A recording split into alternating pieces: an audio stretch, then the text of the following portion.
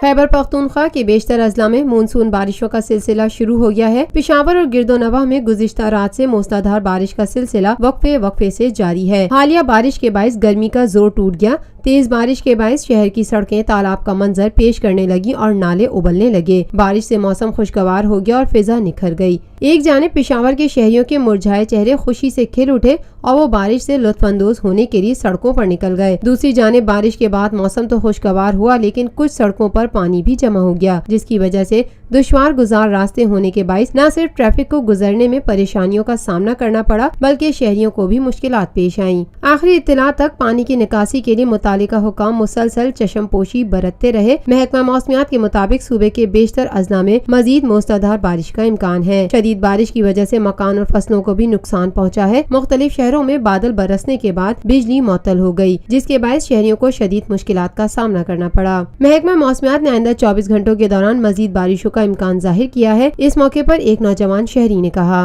अल्लाह का फजल है, सुबह से बारिश शुरू हुआ है, अभी तक जारी है। सही है, मौसम बहुत अच्छा हो, पिछले दिनों से बहुत अच्छा है। Lotus Lake Towers, a groundbreaking endeavor by Lotus Properties.